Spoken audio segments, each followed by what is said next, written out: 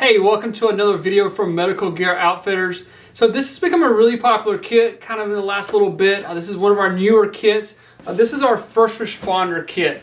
So I think this kit is good for your vehicle. This kit would be good for a house kit, things like that. Has a lot of medical supplies packed in here, but still has room to add a few supplies so you can personalize this kit to your needs. So we put our first responder kit in a Rothko bag. This makes it more affordable for the average person to purchase this kit. I think it's a good light duty bag, something that's going to spend majority of time sitting in a closet in your house or riding around your vehicle.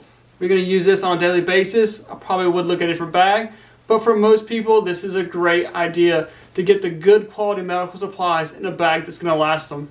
Alright, so we'll take a look at the main compartment here. We have a burn sheet tucked behind there. We have an adult BVM. There is a splint roll here that has the Coban ready to attach to it as well. You have a blood pressure cuff here and a stethoscope ready to go to take vital signs.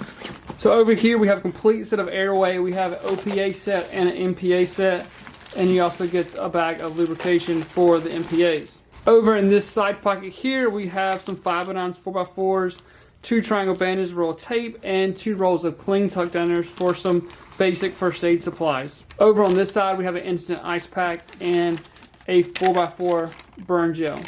Over here we have some smaller bandaging, some boo-boo type items. We also have some medicines, some eye shields here as well, and some bite and sting ampules.